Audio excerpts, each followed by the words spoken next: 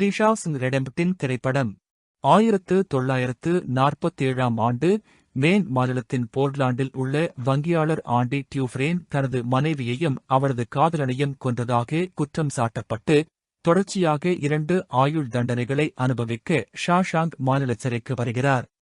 அங்கு ஆயுள் தண்டனை அனுபவித்து வரும் மறைமுக பொருட்கள் கடத்துபவர் எலிஸ் பாய்ட் ரெட்டின் அவருடன் நட்பு கொள்கிறார்.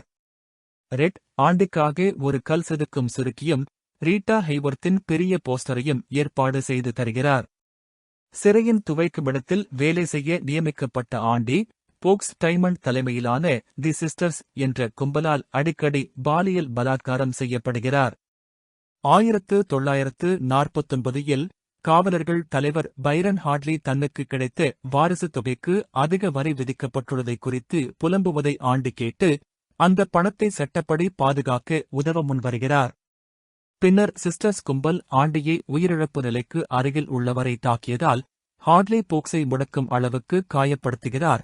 அதன் பின்னர் அவர் குறைந்த பாதுகாப்பு மருத்துவமனைக்கு மாற்றப்படுகிறார். அதற்குப் பிறகு ஆண்டி மீண்டும் தாக்கப்படுவதில்லை. சிறை மேலாளர் சாமுவல் நார்டன் முதிய கைதி புரூக்ஸ் ஹாட்லனை உதவுவதாகச் சொல்லி உண்மையில் சிறை மேலாளரின் மற்றும் மற்ற காவலர்களின் நிதிகளை ஆண்டியின் நிதித்திறனை பயன்படுத்தி மேலாண்மை செய்ய அவரை பழுதடைந்த சிறை நூலகத்திற்கு நியமிக்கிறார். நூலகத்தை மேம்படுத்த நிதி கேட்டுக்கொண்டு ஆண்டி வாரம் தோறும் மாநில சட்டமன்றத்துக்கு கடிதம் எழுதத் தொடங்குகிறார். 1954ஆம் ஆண்டு 50 ஆண்டுகள் சிறை தண்டனை அனுபவித்து புரூக்ஸ் விடுதலையாகிறார். ஆனால் வெளியுலக வாழ்க்கைக்கு தன்னை சீர்படுத்த முடியாமல் இறுதியில் தூக்கிட்டு தன் உயிரை மாய்த்துக் கொள்கிறார்.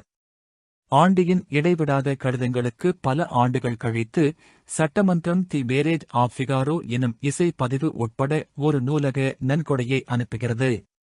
ஆண்டி அந்த இசையின் ஒரு பகுதி பொதுமக்கள் அறிவிப்பு ஒலிபரப்பு தளத்தில் ஒலிக்கச் செய்கிறார். தண்டனையாக தனிமைச் சிறையில் அடைக்கப்படுவதற்கு முன் அவர் ஒரு சிறிய தனிப்பட்ட சுதந்திரத்தின் தருணத்தை அனுபவிக்கிறார். வெளியே வந்த பிறகு தன்னை அவமதிப்பது போல் கேட்ட ரெட்டிடம் நம்பிக்கைதான் தன்னை வாழ வைத்தது என்று விளக்குகிறார். 1963இல் நார்டன் சிறை கைதிகளை குறைந்த கூலியில் பொது பணிகளுக்கு பயன்படுத்தி லாபம் ஈட்டத் தொடங்குகிறார். திறமையான தொழிலாளர்களின் பணியை குறைவான செலவில் மாற்றியமைத்து ஊழலுக்காக லஞ்சம் பெறுகிறார். இந்த சட்டவிரோத வருமானத்தை ஆண்டி ராண்டல் ஸ்டீவன்ஸ் என்ற பெயரில் துவைக்கிறார். 1965இல் ஆண்டி மற்றும் ரெட் கொள்ளை குற்றத்துக்காக தண்டனை அனுபவிக்கும் இளம் கைதி டாமி வில்லியம்ஸுடன் நட்பு கொள்கிறார்கள். டாமி தனது பொது கல்வி மேம்பாட்டு GED தேர்வில் தேர்ச்சி பெற ஆண்டி உதவுகிறார்.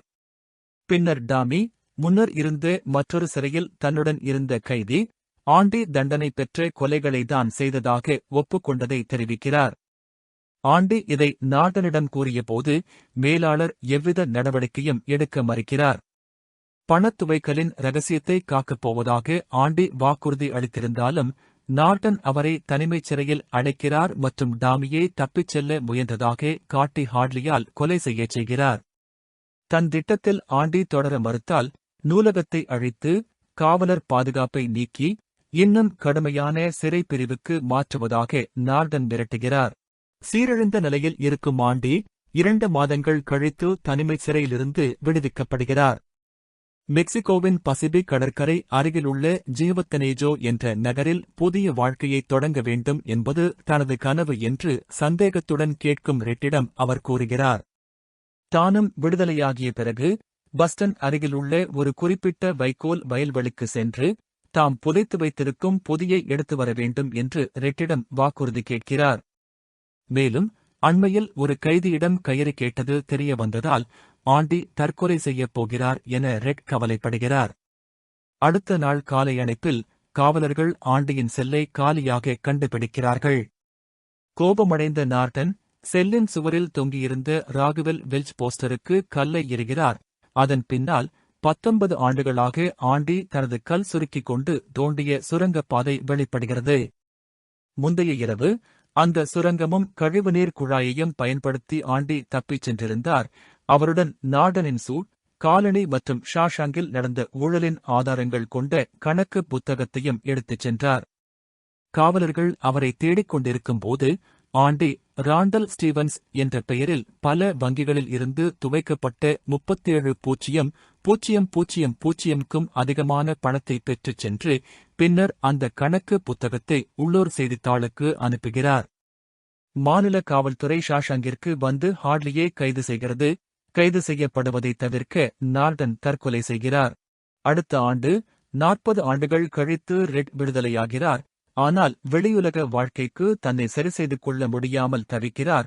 இனி முடியாது என்று பயப்படுகிறார். ஆண்டிக்கு கொடுத்த வாக்குறுதியை நினைவு கூர்ந்த அவர் பஸ்டனுக்கு அருகிலுள்ள வயல்வெளிக்கு செல்கிறார். அங்கு பணமும் ஜீவத்தனேஜுவுக்கு வர அழைக்கும் கடிதமும் இருக்கும் ஒரு மறைக்கப்பட்ட பொதியை கண்டுபிடிக்கிறார். தனது பேரோல் விதிகளை மீறியும் ரெட் மெக்சிகோவுக்கு பயணம் செய்கிறார். இறுதியில் தன்னுள் நம்பிக்கை பிறந்ததாக ஏற்றுக்கொள்கிறார். கடற்கரையில் ஆண்டியை காண்கிறார். இருவரும் மகிழ்ச்சியுடன் ஒருவரை ஒருவர் அணைத்துக் கொள்கிறார்கள்.